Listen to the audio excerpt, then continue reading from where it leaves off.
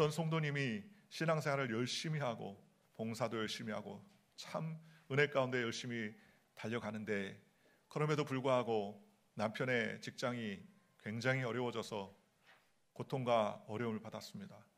묻습니다. 하나님, 내가 하나님 앞에 이와 같이 헌신하고 충성과 봉사를 다하는데 왜 나에게 이런 시련과 어려움을 줍니까? 목사님, 이해할 수 없습니다. 왜 이런 일이 생깁니까? 질문하는 사람이 있습니다. 우리는 알 수 없습니다. 왜 우리가 하나님 앞에 열심을 내고 섬기는데도 불구하고 때때로 우리에게 고난과 역경이나 문제와 어려움이 다가오는지 우리는 이해할 수 없습니다. 왜냐하면 우리는 우리의 한 치 앞도 바라볼 수 없고 우리의 한 시간, 하루, 한 달 앞을 내다볼 수 없기 때문에 그 모든 것을 이해할 수가 없습니다. 그러나 우리가 하나 알 수 있는 것은 하나님은 분명히 좋으신 하나님으로 우리에게 때론 환난과 고난도 다 합력하여 하나님께서 선을 이루시는 하나님의 위대한 섭리와 계획이 있다는 사실을 우리는 믿고 의지할 따름이라는 것입니다.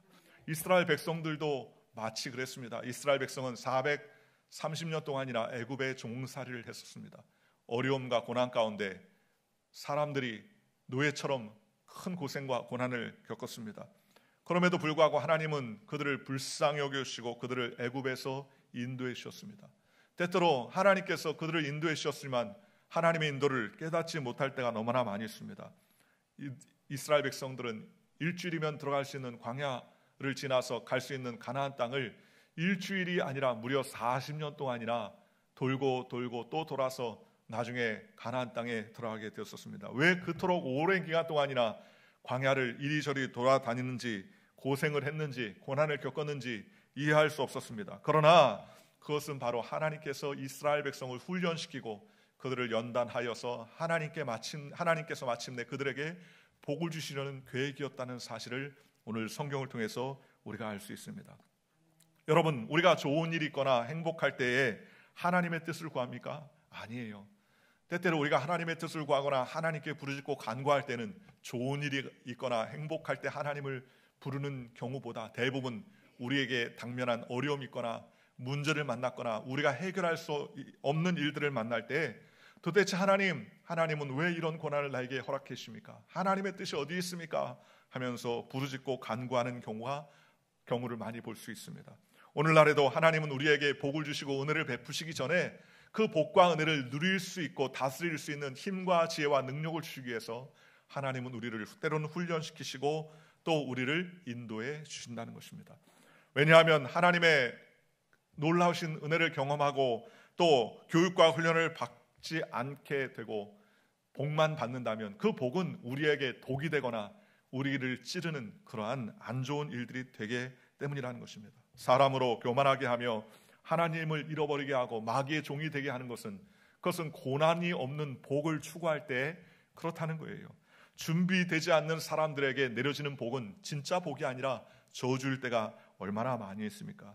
그러니 하나님은 우리에게 진정한 복을 주시기 위해서 때로는 광야의 고난의 학교에 들어가게 하셔서 우리가 감당할 수 없는 것 같은 어려운 일도 하나님께서 능히 감당하게 하시고 훈련시켜 주셔서 하나님의 은혜 가운데 정금같이 나오게 하시더라는 것입니다.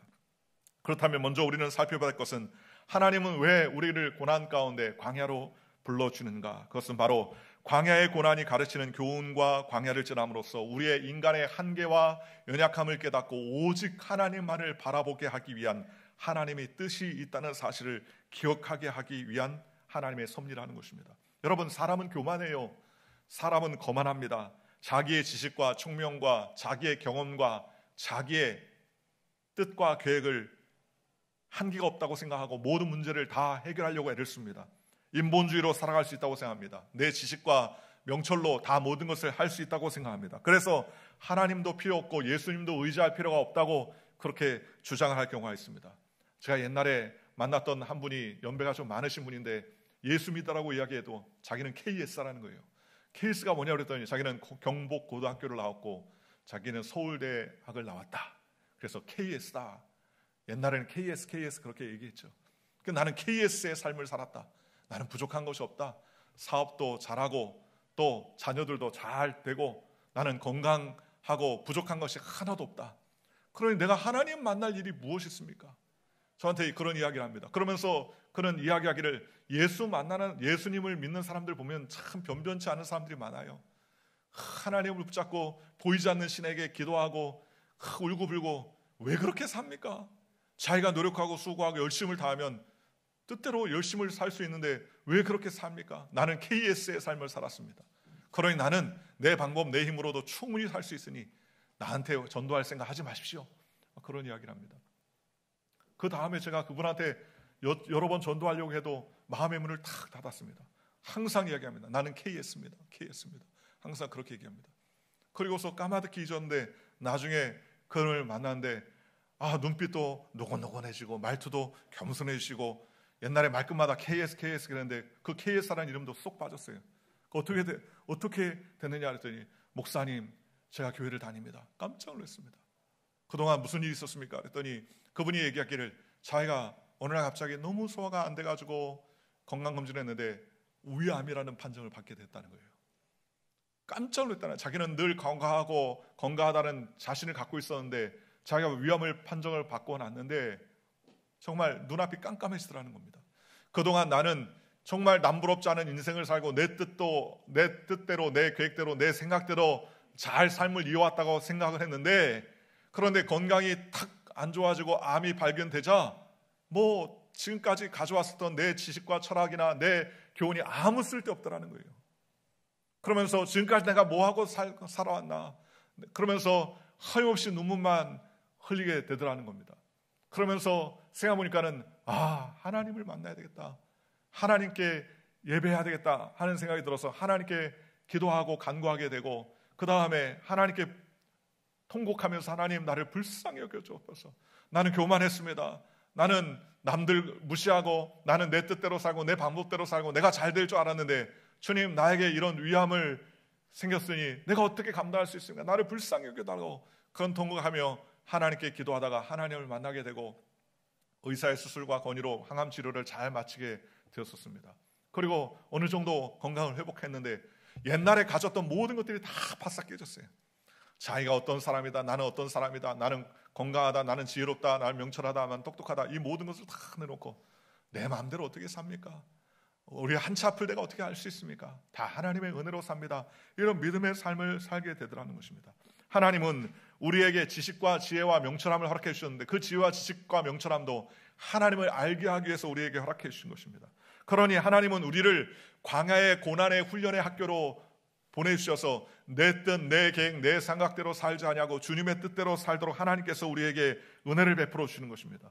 오늘 신명기 8장 15심지에 이렇게 말합니다. 너를 인도하여 그 광대하고 위험한 땅 곧 불뱀과 전갈이 있고 물이 없고 간조한 땅을 지나게 하셨으며 또 너를 위하여 물을 굳은 반석에 던졌으며 내 열조도 알지 못하던 만나를 광야에서 내게 먹이셨나니 이는 다 너를 낮추시며 너를 시험하사 마침내 내게 복을 주려 하심이라 라고 말씀해 주셨습니다. 하나님은 이스라엘 백성을 그 즉시 가나안 땅으로 인도해 주지 않았습니다.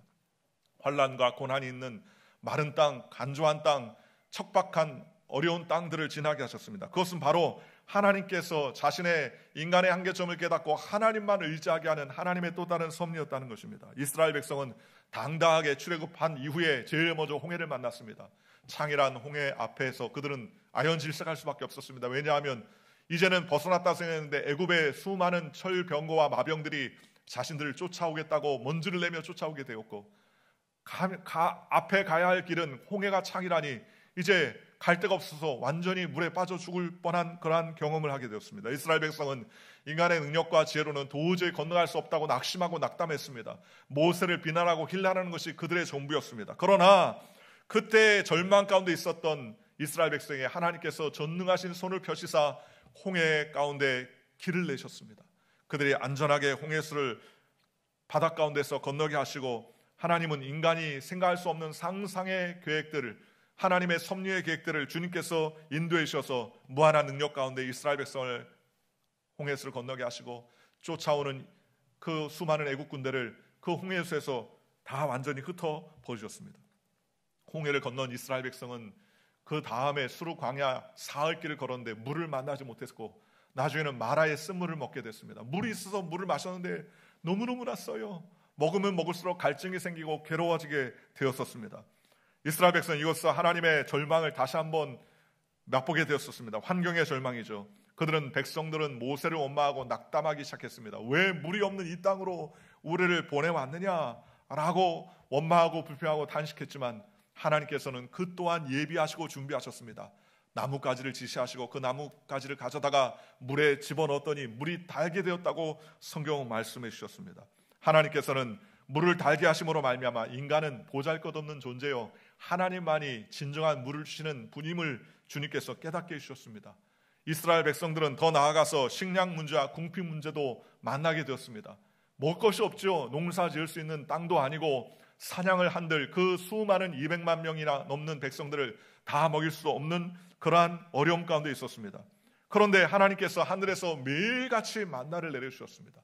아침마다 일어나면 만나가 온 사면 대주위에 널려 있으면 그들은 모아다가 그것을 갖다가 먹을 수 있었고 하나님께서 은혜를 베풀어 주셨습니다. 또 고기를 먹고 싶을 때 하나님께서는 이해할 수 없는 방법으로 하나님께서 메추라기 떼를 온 사면에 불러주시고 그를 통하여서 그들은 메추라기를 먹고 마시면서 입에서 메추라기가 냄새가 날 정도로 그들에게 풍족히 먹을 수 있도록 은혜를 베풀어 주셨습니다. 바로 하나님께서 이스라엘 백성으로 하여금 인간의 모든 필요와 그 모든 것들을 채우시는 분은 내가 아니라 하나님이심을 깨닫게 하시기 위한 하나님의 또 다른 섭리였다고 성경은 말씀하셨습니다. 출애굽기 16장 12절에 성경이 이렇게 말합니다. 내가 이스라엘 자손의 원망함을 떠노느라 그들에게 고하여 이르기를 너희가 해질 때에 고기를 먹고 아침에는 떡으로 배부르니 나는 야훼 너희의 하나님인 줄을 알리라 하시니라 그랬습니다. 바로 이와 같은 광야 가운데서 하나님이 계속적으로 보여주시는 것은 내가 하나님인 줄 알게 하려 합니다 라고 하나님께서 말씀해 주신 것입니다.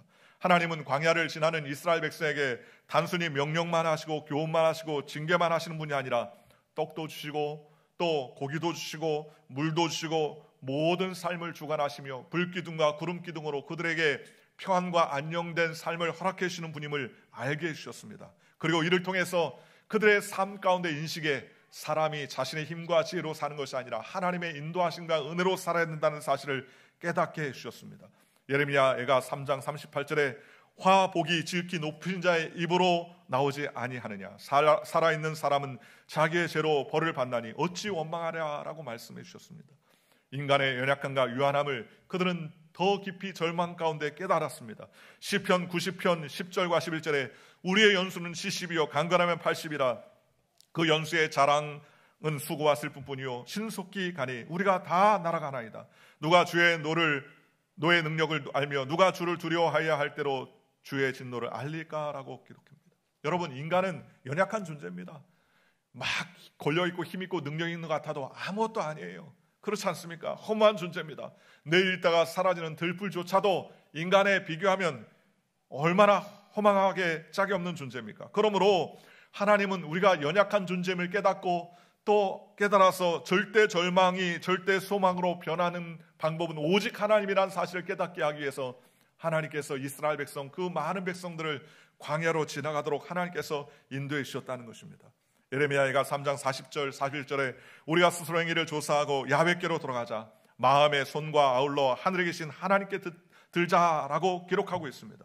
베드로전서 1장 6절과 7절에 그러므로 너희가 이제 여러 가지 시험으로 인하여 잠깐 근심하게 되지 않을 수 없으나 오히려 크게 기뻐하도다. 너희 믿음의 시련이 불로 연단하여도 없어질 금보다 더 귀하여 예수 그리스도에 나타났을 때 칭찬과 영광과 존귀를 얻게 하려 함이라 라고 말했습니다.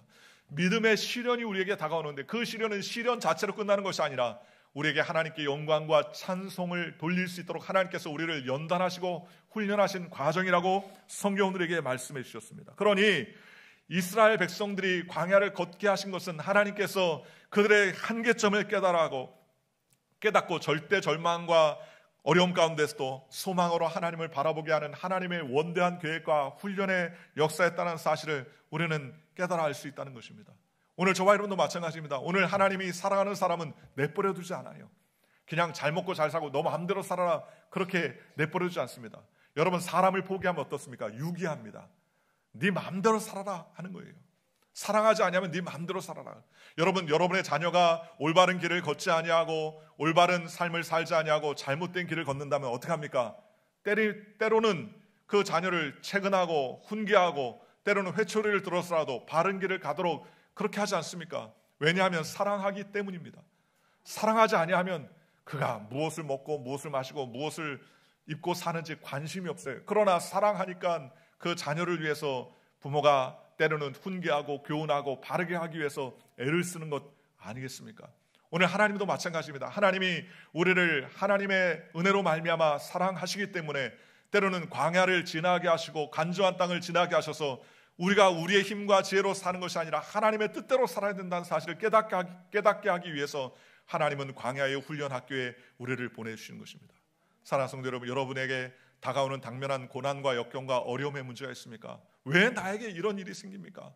나는 아무 잘못도 하지 않았는데 왜 나에게 이런 고난과 역경이 다가옵니까?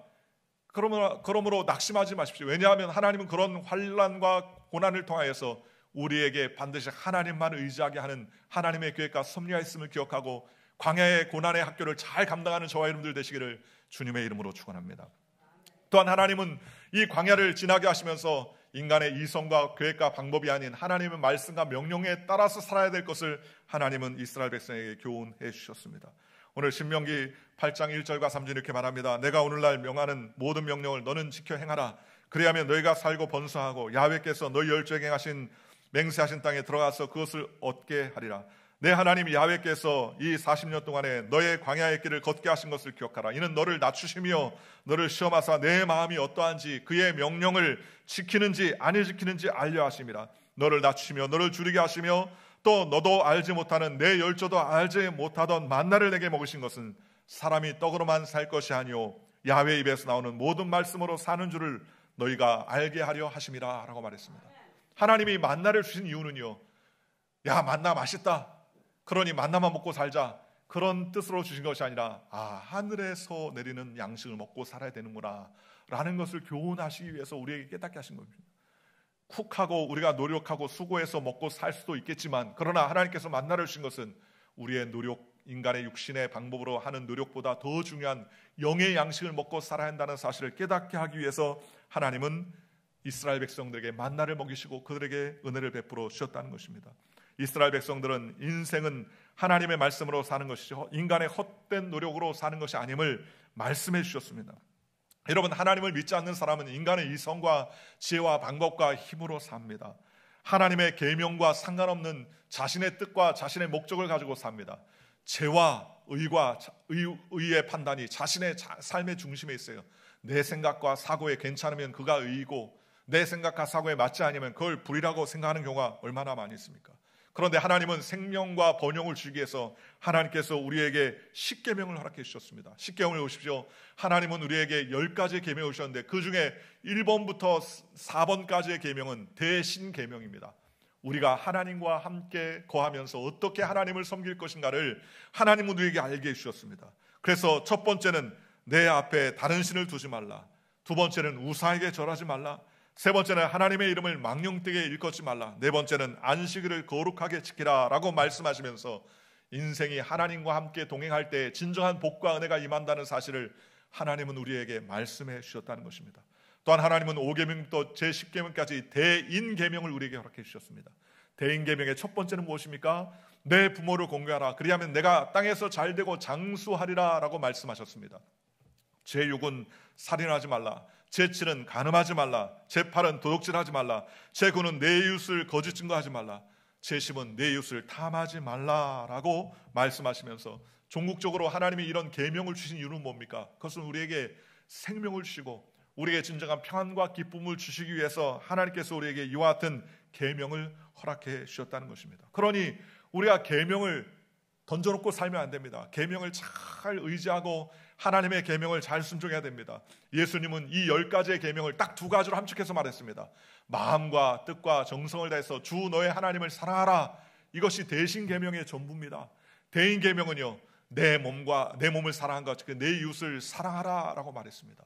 여러분, 사랑하면 살인하지 않습니다. 사랑하면 빼앗지 않습니다. 사랑하면 탐하지 않습니다. 사랑하면 공경합니다.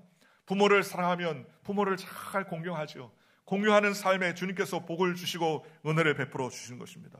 신명기 8장 3절에 너를 낮추며 줄이게 하시며 또 너도 알지 못하면 못하며 내 열조도 알지 못하던 만나를 내게 먹이신 것은 사람이 떡으로만 살 것이 아니요 야훼 입에서 나오는 모든 말씀으로 사는 줄을 알게 하심이라 라고 말씀해 주셨습니다. 우리의 노력과 수단과 방법으로 사는 것이 아니라 하나님의 명령이 우리의 삶에 더 중요함을 우리에게 깨닫게 하셨습니다. 사도 베드로는 베드로가 되기 전에 그는 갈릴리 호수의 어부였습니다. 그는 밤새도 그물을 던져서 잡은 것이 없었습니다. 잔뼈가 굵은 베드로, 뱃사람 베드로, 갈릴리에서 삶을 살았던 베드로에게 그날 아무것도 잡지 못하고 그는 그물을 주섬주섬 깃고 있었는데 예수님께서 그 배에 오르시고 배를 무태서 조금 뛰도록 명하셨습니다. 그리고 그 배에 앉으시고 무태서 쭉 앉아있던 많은 사람들에게 하나님의 말씀을 선포하셨습니다. 다 말씀을 증거하신 다음에 예수님께서는 베드로에게 명하였습니다. 깊은 곳에 가서 그물을 내려라 라고 말씀했습니다. 여러분 생각해 보십시오. 예수님은 뱃사람도 아닙니다. 갈릴리에서 태어나지도 않았습니다. 그럼에도 불구하고 예수님께서는 말씀으로 베드로에게 깊은 곳에 가서 그물을 내리라고 말했습니다. 밤이 되어서 고기를 잡아야 되는데 이제 해가 중천에 떴습니다. 고기를 잡을 수 있는 환경도 아니었습니다. 깊은 곳이 아닌 얕은 곳에 가서 그물을 던지는 것이 그 당시에 갈릴리 사람들의 방법이었습니다. 그런데 뱃사람도 아니고 그물 던져본 적도 없는 예수님께서 베드로에게 깊은 곳에 가서 그물을 내리라고 주께서 명령해 주셨습니다. 아마도 예수님께서는 그 말씀을 통해서 사람들에게 복음을 증거하는데 그 말씀이 베드로에게도 마음에 부딪혀왔던 것 같아요. 베드로는 자신의 인간의 이성이나 계획이나 방법이나 자신의 모든 경험을 내려놓기로 결정했습니다.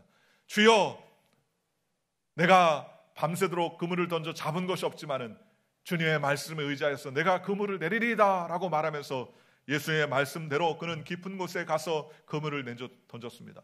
잡힐 일이가 없을 것이라고 생각했지만 그는 그물이 던진 즉시 갑자기 묵직한 것이 느껴지더니 그물에 고기가 가득 차게 되었고 자기의 배만 실을 수가 없을 정도로 많이 잡혀서 주변의 동료들의 배를 가져다가 그 배에다도 고기를 싣고 많은 고기를 잡아서 돌아올 수 있었다고 성경은 말씀해 주셨습니다. 그리고 베드로는 자신의 지식과 이성으로 살았던 지난날을 회개하고 주여 나는 죄인입니다. 나를 떠나서 회개하고 자복하게 되었었습니다. 오늘 저와 여러분도 마찬가지입니다. 밤이 맞도록 자신의 어부의 경험과 지식과 기술을 다해서 노력해서 한마디로 못 잡았지만 말씀에 의지하여 그물을 내렸더니 하나님께서 역사하시자 그물에 심이 찢어지게 많은 고기가 잡힐 정도로 은혜를 베풀어 주셨다는 것입니다. 여러분, 이 말씀은 바로 우리가 이상의 지식과 명예와 명철로 살아가는 것이 아니라 하나님의 말씀이 중심이 되어 살아갈 것을 우리에게 명령하시는 말씀이라는 거예요. 성경 우리에게 말씀하십니다. 너희는 먼저 그의 나라와 그의 의를 구하라. 그러면 이 모든 것을 다 너희에게 더해주겠다고 주님 말씀해 주셨습니다. 하나님의 말씀대로 살고 하나님의 말씀대로 살아가고 하나님의 말씀 뜻대로 살면 주님께서 이 모든 것을 하나님께서 도우시고 또 도우시고 도와주셔서 주님 영광과 은혜 가운데 살아갈 수 있도록 주님께서 책임져 주겠다는 말씀입니다. 그러니 여러분, 내 방법대로 사는 것은요 일천합니다. 그러나 하나님의 방법으로 살면요 우리가 상상할 수 없는 놀라운 은혜와 은총으로 하나님께서 채워주시고 은혜를 베풀어 주시는 것입니다. 경제적인 위기나 시련이나 환난이 다가와도 오늘 저와 여러분이 지혜와 지식으로 살지 아니하고 하나님의 말씀으로 사는 저와 여러분이 되시기를 주님의 이름으로 간절히 축원합니다. 그럴 때 하나님께서 채우시고 그럴 때 하나님께서 능력과 은혜를 베풀어 주시고 그럴 때 하나님의 놀라우신 은혜와 은총을 책임져 주시는 것입니다. 제가 여러 번 여러분들에게 말씀했는데 제가 성가대 젊을 때 성가대 할 때 우리 성가대 안에 자매님이 하나 계셨는데 이 자매님이 나중에 결혼하게 되면 돈이 필요할까 결혼 적금을 몇 년 동안 그렇게 다 모아놨어요. 그리고 나서 그걸 10년 이상 부은 그 돈을 타게 됐습니다. 그런데 이 자매가 가만히 생각해 보니까 기도하다 보니까는요 내가 아무리 돈을 많이 가진들 하나님이 좋은 배필을 허락해 주셔야지 이 돈도 다 필요한 거지 하나님이 내 결혼의 앞길을 탁 막아버리시면 무슨 의미가 있겠나라는 생각이 탁 들더라는 거예요. 그래서요 그 돈을 그 적금 이제 다 부어서 그 돈을 찾았는데 그 돈이 2천만 원이었습니다. 1980년대 후반이니까 그 돈이 꽤 크죠. 그 돈을 가지고서 기도하는데 그런 마음이 생겼습니다. 하나님 나를 불쌍히 여겨주세요. 좋은 배필을 만나게 하세요. 이 돈을 다 준비했다도 이 돈이 무슨 소용이 있겠습니까? 그러면서 그 돈을 그 현찰 2천만 원을 찾아가지고요 감사원금을 하나님께 드려버린 거예요. 제가 성가대 하는데 우리가 성가대 연습 도중에 호출을 왔어요. 호출을. 여도숙에 조용희 목사님이 살아계실 텐데 조용희 목사님 비서실에서 우리 그 교회 성가대원 자매를 부르는 거예요. 우리가 성가대 발딱 뒤집었죠. 왜 조용희 목사님이 왜 저 자매를 부르나? 저 사람의 백도 없고 힘도 없고 아무것도 없는데 그 불렀어요. 그 나중에 자초용 얘기를 들어보니까 2천만 원이라는 돈이 감사원금 2천만 원이 들어온 거예요. 2천만 원이라는 돈이 감사원금으로 들어올 리가 많지 않습니까? 그래서 조 목사님 기도하다가 분명히 자매가 무슨 기도의 뜻이 있어서 하나님께 이런 귀한 예물을 드렸다. 그때 축복해 줘야 되겠다. 불렀습니다. 불러서 왜 이렇게 귀한 돈을 하나님께 올리게 됐느냐라고 그렇게 묻자 그 자초용 얘기를 들었어요. 결혼하려고 적금을 다 들어놨었는데 적금을 타고 생각해 보니까 하나님이 나에게 복을 주시지 않으면 이 적금이 무슨 소용이 있나. 하나님께 다 바쳐야 되겠다. 향유 옥합을 깨뜨린 마리아처럼 옥합을 깨뜨려서 주님께 영광 돌렸습니다. 그러다 조 목사님이 간절히 기도하시면서 하나님 좋은 배필을 만날 수 있도록 은혜를 베풀어 달라고 그렇게 기도를 해줬어요. 그런데 그 이야기가 소문이 우리 성가대에 싹 났어요. 우리 성가대 잘나고 똑똑한 청년들이요, 그 자매를 다시 보게 된 거예요. 뭐 남들처럼 화려하고 이쁘거나 뭐 특출나게 뭐 지혜롭고 학벌이 좋고 재산이 많고 가정이 부유한 그런 집안 아니었지만 그 자매가 그런 헌신을 하고 그런 생각을 가졌다는 얘기를 들어서 그 우리 성가대에 있었던 청년들이요 굉장히 다시 보게 됐어요. 그러더니 저희 후배 중에 하나가 아주 촉망받는 후배인데 그 후배가 그 자매한테 프로포즈를 해가지고 결혼을 하게 됐습니다. 하나님 복 주시죠. 그때 2천만 원 그 자매가 찾아서 이 돈으로 내가 좋은 아마 배필을 만날 거니 아마 꼼쳐놨으면은요 좋은 배필을 만나지 난 모르겠지만 그런데 하나님께 헌신하고 하나님 나를 불쌍히 여겨주옵소서 그러면서 헌신했더니 하나님이 역사하신 거예요. 사람의 마음도 하나님이 열어주셔야 되는 거죠. 하나님께서 책임져 주셔야 되는 것입니다. 오늘 저와 여러분도 마찬가지입니다. 먼저 그의 나라와 그의 일을 구하기로 우선순위를 딱 정해놓으면 하나님께서 그 다음은 책임져 주시는 거예요. 저도 자녀들이 있지만 자녀가 무엇을 해줄 때 아빠, 엄마 감사합니다 하면서 먼저 선 감사할 줄 알면 주고서도 더 주고 싶은 마음이 생기지 않겠습니까? 먼저 그의 나라와 그의 일을 구하면 하나님께서 우리의 삶을 책임져 주신다는 것입니다. 여러분 유대인을 보십시오. 유대인이 인구가 많아서 된 것도 아닙니다. 유대인이 재산이 많습니까? 땅이 많습니까? 미국처럼 국토가 넓습니까? 여러분 가나안 땅에도 가나안 땅이 대부분 아주 좋지 않은 땅 아니에요. 그런데 하나님께서 유대인에게 복을 주시니까는요 유대인이 가는 곳곳마다 돈이 모이고 유대인이 가는 곳곳마다 정치인이 임하고 유대인이 가는 곳곳마다 권세가 임하지 않습니까? 왜 그렇습니까? 유대인이 똑똑했어요? 아니에요. 하나님을 잘 섬기니까 하나님께서 긍휼히 여기시고 불쌍히 여겨주시는 것 아니겠습니까? 오늘날 하나님께서 아브라함과 이삭과 야곱에게 한 대로 하나님께서 재물 얻을 능력을 허락해 주셨다는 것입니다. 그러니 하나님께 영광 돌려야 돼. 신명기 8장 17절 18절 이렇게 말합니다. 또 두렵건대 내 마음에 이르기를 내 능과 힘으로 내가 이 재물을 얻었다 할까 하노라. 내 하나님 야훼를 기억하라. 그가 내게 재물 얻을 능력을 주셨습니다. 이같이 하심은 열조에게 맹세하신 언약을 오늘과 같이 이루려 하심이라 그랬습니다. 재물 얻을 능력도 내가 얻는 게 아니라 누가 주셔야 됩니까? 하나님이 주셔야 됩니다. 하나님. 오늘 저와 여러분이 주님 은혜 주셔야 됩니다. 우리나라도 마찬가지죠. 우리나라가 언제 이렇게 잘 살았어요? 하나님이 은혜 주셔야 됩니다. 6.25 동란으로 일제차에 피폐하고 아무것도 없는 나라지만 주여 이 나라를 불쌍히 여겨주옵소서. 선교사들이 피를 흘리면서 헌신했던 이 조선의 땅, 주님 믿음으로 말미암아 많은 선진들이 하나님을 부르짖고 외치며 주님께 기도했던 이 땅, 주님께서 은혜 주시니까요 변화되어 하나님 앞에 역사해 주자 온 세계가 한국 문화를 사랑하고 한국어를 배우고 싶어하고 한국 사람을 다시 보게 하고 한국을 높이 인정하는 그러한 나라로 세워주셨지 않습니까? 우리의 능력이 아니에요. 하나님께서 북돋아 주신 것입니다. 하나님께서 은혜를 베풀어 주시는 것입니다. 하나님께서 역사하신 거예요. 옛날에 자녀 교육이 어디 있습니까? 그냥 하나님께 부르짖는 것이죠. 주님 믿습니다. 책임져 주셔서 하나님께서 함께 하시니까 하나님께서 은혜 베풀어 주시고 긍휼을 베풀어 주시는 것 아니겠습니까? 환경이 좋아서요? 아닙니다. 환경도 좋지 않고 열악해도 할지라도 불철주야 기도하고 새벽마다 부르짖고 철야하며 부르짖고 금식하며 부르짖고 하나님께 간구했으니 하나님께서 복을 주시지 않을 이유가 없게 되는 것입니다. 오늘 저와 여러분도 마찬가지입니다. 우리가 하나님을 잘 섬기면 하나님께서 그 앞길을 축복해 주시는 것입니다. 우리의 삶에 우리의 지식과 명철로 살아가면 은혜가 임할 것 같지만 그렇지 않아요. 하나님께서 책임져 주시면 하나님께서 복을 허락해 주시는 것입니다. 마지막 세 번째로 우리를 향하신 하나님의 뜻을 잘 알아야 되는 것입니다. 신명기 8장 10절에 오늘 우리에게 말했지 않습니까? 내 열조도 알지 못하던 만나를 광야에서 내게 먹이셨나니 이는 다 너를 낮추며 너를 시험하사 마침내 복을 주려 하심이라 라고 말했습니다. 어떻다고요? 마침내 복을 주려 하심이라 그랬습니다. 이것이 바로 우리를 향하신 하나님의 뜻입니다. 마침내 우리에게 좋은 것을 주시고 마침내 우리에게 복을 주시고 하나님께서 우리에게 복을 주시기 위한 하나님의 섭리와 뜻이 있다는 것입니다. 어떤 사람들은 당신의 백성들이 이 땅에 사는 동안 고난과 역경과 어려움을 감당하며 살도록 만드셨다고 그렇게 생각하는 사람이 있습니다. 그러나 그것은 진짜 하나님의 뜻이 아니에요. 하나님은요 우리에게 생명과 복과 은혜를 베풀어 주시는 분이라고 성경은 말씀해 주셨습니다. 고난은 고난 자체의 의미가 있는 것이 아니죠. 고난이 무슨 의미가 있어요? 고난을 통하여서 복을 주시겠다는 하나님의 은혜가 있으니까 그 고난이 복이 있는 건 아니겠습니까? 사자굴에 들어가는 다니엘, 사자굴이 무슨 은혜가 있고 사자굴 자체가 무슨 우리에게 유익이 있습니까? 사자굴에 들어갔음에도 불구하고 하나님께서 그 사자들에게 먹히지 아니하고 살아나도록 하나님께서 복을 주셨으니 그것이 의미가 있는 것이죠. 고난 자체의 의미를 둔다면 하나님은 가혹하신 분이라고 말할 수 있습니다. 그러나 다르게 생각하면 고난은요 하나님이 복을 주시기 위한 과정입니다. 생각해 보십시오.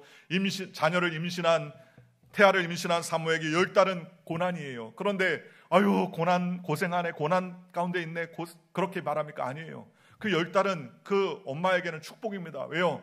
새 생명을 낳게 하는 과정 아니겠습니까?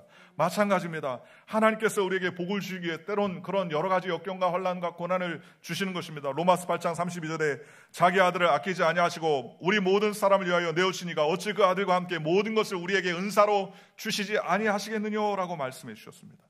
어떤 사람들은 가난하고 또 청빈하게 살아야 예수 믿는 사람으로 사는 거라고 그렇게 이야기합니다. 그러나 사실 그렇지 않았어요. 왜요? 주님께서 우리를 위해서 가난하게 되시면 그의 가난함으로 인하여서 우리를 부유케 하려 하신다고 성경은 말했지 않습니까? 제가 일전에 TV를 봤는데 TV에 어떤 사람이 나오는데 하루에 5가지 일을 합니다. 아침에는 신문 배달을 하고 점심에는 물건을 배달하고 저녁에는 세면이 아니라 목욕탕에 가서 때를 밀고 또 저녁에 한밤중에는 대리운전을 하면서 그렇게 하루하루 하는데 하루에 2시간 이상을 제대로 못 자요.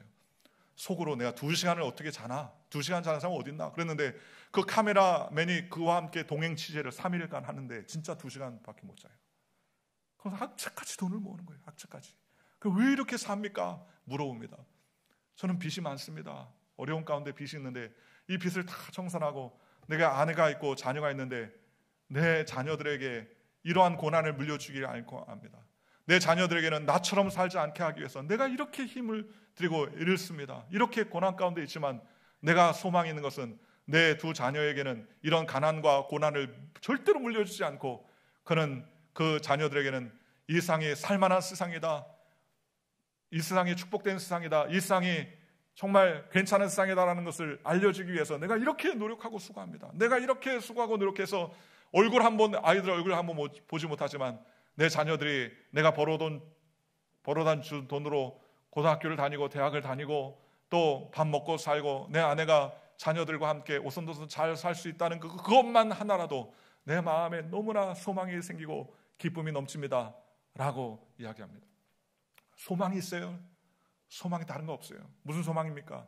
내 아내와 자녀들이 건강하게 살고 남부럽지 않게 배고프지 않고 사는 것이 내게 소망입니다. 그렇게 얘기해요. 자기가 하루에 5개 일을 하는데 왜 일을 합니까? 자녀에게는 절대로 가난을 물려주지 않겠다고 그렇게 일하는 거예요. 주님도 마찬가지라는 거예요. 우리를 위해서 가난하게 되신 것은 우리를 부유케 하려 하신다고 성경은 말씀해 주셨지 않습니까? 그러니 하나님 앞에서 우리는 늘 주님의 영광과 은혜 가운데 믿음으로 복을 받는 하나님의 백성이 되야 될 줄로 믿습니다. 고린도후서 9장 8절에 하나님이 능히 모든 은혜를 너희에게 넘치게 하시나니 이는 너희로 모든 일에 항상 모든 것이 넉넉하여 모든 착한 일을 넘치게 하려 하심이라. 주님이 우리에게 소원이 있어요. 우리가 착한 일을 잘하고 착한 일을 많이 하고 나눠주고 베풀어주는 삶을 살기 원하신다고 성경은 말씀해 주셨습니다. 그렇다면 우리가 나눠주려면요 뭐가 좀 풍성해야죠.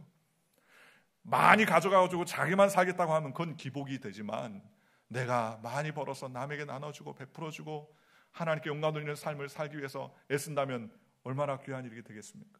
여러분, 그런 의미에서 여러분이 이 땅에서 잘 되고 복 받으시기를 주님의 이름으로 축원합니다. 나눠주고 베푸는 믿음의 인생이 되시기를 주님의 이름으로 축원합니다. 야고보서 1장 2절과 4절에 형제들아 너희가 여러 가지 시험을 만나고도 온전히 기쁘게 여기라. 이는 너희의 믿음의 시련이 인내를 만들어내는 줄을 너희가 알미라. 인내를 온전히 이루라. 이는 너희로 온전하여 구비하여 조금도 부족함이 없게 하려라 함이라 라고 성경은 말씀해 주셨습니다. 우리에게 하나님께서 광야도 시고 어려움도 시고 환난을 주신 것은 마침내 복을 주려 하심이라 라고 말씀해 주셨습니다. 생각해 보십시오. 예수님이 왜 십자가에 못 박혀 돌아가셨습니까? 그냥 폼나게 돌아가신 거예요? 아닙니다. 예수님이 채찍에 맞으심으로 우리가 나음을 입게 하기 위해서 예수님이 채찍에 맞으시고 고난을 받으신 것 아니겠습니까? 우리는 기도해야 돼요. 예수님이 2000년 전에 나를 위해서 십자가에 못 박히고 대신 채찍에 맞으시고 고난당하시고 가시면류관을 쓰시고 사망의 권세를 다 청산해 주셨으니 나의 삶에 있는 모든 죄의 문제, 환경의 문제, 더럽고 추악한 질병의 문제는 이미 예수님께서 모두 다 지불하셨다. 그러므로 나는 주님 안에서 건강하게 삶을 살아갈 이유가 있다. 우리는 그렇게 기도해야 됩니다. 주님께서 2000년에 이미 청산해 주시고 아브라함의 복을 주셨기 때문에 나는 마귀에게 눌려서 사는 존재가 아닙니다. 질병에게 눌려 사는 존재가 아닙니다. 고난 가운데 눌려 사는 존재가 아닙니다. 아브라함의 축복을 통하여서 예수님께서 모든 것을 청산해 주셨으니 나는 건강하게 살 이유가 있습니다. 나는 복받으며 살 이유가 있습니다. 나는 하나님의 사랑을 증거할 그러한 사명을 가지고 살았습니다. 이렇게 믿음으로 고백하는 하나님의 백성이 되시기를 주님의 이름으로 축원합니다. 신명기 8장 18절에 내 하나님 야훼를 기억하라. 그가 내게 재물 얻을 능을 주셨습니다. 이같이 하시면 내 열주에게 맹세하신 언약을 오늘같이 이루려 하심이라 라고 말씀해 주셨습니다. 고린도서 8장 9절에 우리 주 예수 그리스도의 은혜를 너희가 알거니와 부요하신 자로 너희를 위하여 가난하게 되심은 그의 가난하심으로 인하여서 너희를 부요케 하려 하신다라고 주님께서 말씀해 주셨습니다. 우리를 부요케 해주신 하나님이에요. 제가 지난 금요일 날 어떤 북한에서 20년간 선교하시는 우리 선교사를 만났는데 그거는 의사로서 북한에서 20년간을 선교해요. 그런데 신발 공장을 만들어서 신발을 만드는 일을 하는데요. 신발 공장을 돌려야 되는데 돈이 필요하다는 거예요. 그럼 누가 돈을 줍니까? 돈이 아무것도 없죠. 그런데 자기 통장에 700만 원이라는 돈이 딱 들어왔어요. 가지고 신발을 만들었어요. 수소문해서 누가 돈을 보냈는지 알 길이 없어요. 나중에 그것 때문에 그 중국에 있는 목사님하고 이야기했더니 껄껄껄 웃으면서 자기 교회 청년 하나가, 한국 청년 하나가 있는데 자기가 후원하고 싶은 곳이 있는데 기도만 하면 후원하고 싶은 곳이 있는데 어떤 곳에 후원하면 좋겠습니까? 해서 그곳에 보내라. 가지고 보내야겠다더니. 그럼 뭐 하는 청년인데요? 젊은 청년인데 사업을 잘 하는데 그 사업에 상당히 많은 수익이 있음에도 불구하고 그 수익의 일정 부분을 띄어서 하나님의 복음을 위해서 헌신한다는 거예요. 그래서 그 선교사님이 자기는 기도할 때마다 날마다 기도한다는 거예요. 잘 되기를 원한다. 아무것도 없는 와중에서 그런 돈을 헌신해줘서 가난한 북한 아이들한테 신발을 다 나눠주고 그것을 통하여서 경제가 살아날 수 있게 헌신할 수 있도록 하니 얼마나 감사해요. 그때 자기는 깨닫아요. 자기는 예수 믿고 하나님을 섬기는 사람 다 청빈하게 살고 가난하게 살아야 된다고 생각했는데 그게 아니더라는 거예요. 왜요? 복 받아서 그런 사람들을 통해서 하나님의 역사가 나타나려면 나눠주고 베풀어주는 삶을 살아야 되지 않겠는가라는 생각이 들더라고요. 자기가 신발 공장을 만들어서 신발을 나눠주는데 그 신발 하나 받은 그 유치원 아이들이 얼마나 기뻐하는지 몰라요. 신어보면 자기 한 뼘보다 더 큰 신발인데도 불구하고 그 신발을 가슴에 품고 신지 않고 헌 신발을 신고 그 가슴에 품고 집으로 돌아다니면 너무 좋아하고 기뻐하고 그 다음날 그 부모들이 와가지고 너무 감사하다고 머리를 조아리면서 수고하면 머리를 조아리면서 인사한다고요. 너무너무 고맙다고. 여러분 신발 한 켤레도 받아도 그렇게 고마운데요. 여러분 저와 여러분들이 하나님의 은혜와 복을 받아서 나눠주고 베풀어주는 인생이 되시기를 주님의 이름으로 축원합니다. 오늘 성경에 하나님이 나를 향한 하나님의 뜻이 있어요. 우리에게 고난과 역경과 어려움을 가져다 주는 이유는 다른 것이 아닙니다. 마침내 복을 주려 하신다고 성경은 말씀해 주셨습니다. 오늘 저와 여러분이 마침내 복을 누리는 믿음의 백성이 되시기를 주님의 이름으로 축원합니다. 여러분이 건강하여서 하나님의 나라를 위해서 헌신하시기를 주님의 이름으로 축원합니다. 여러분이 물질의 복을 얻어서 그 물질로 연약한 자들을 돕고 가난한 자들을 돕고 교회를 섬기며 제3세계 복음을 증가하는 일에 귀한 도구로 사용되는 저와 여러분들 되시기를 주님의 이름으로 축원합니다. 여러분이 똑똑하고 명철하게 되어서 그 명철로 많은 사람들의 재능을 기부하고 하나님의 사랑을 증가하는 믿음의 삶을 사시기를 주님의 이름으로 축원합니다. 우리에게 때때로 역경과 환난이 다가올 때 우리는 이해할 수 없어요. 왜 나에게 이런 일이 생기는가? 그러나 하나님은 우리를 낮추시고 우리를 시험하셔서 마침내 복을 주시려는 하나님의 원대한 꿈과 계획이 있다는 사실을 기억하고 우리는 날마다 주님을 붙잡고 어떤 어려움과 환난 가운데서도 낙심하지 아니하고 좌절하지 아니하고 주님만을 섬기며 주님을 기쁘시게 하는 믿음의 백성이 되시기를 주 예수의 이름으로 간절히 축원합니다.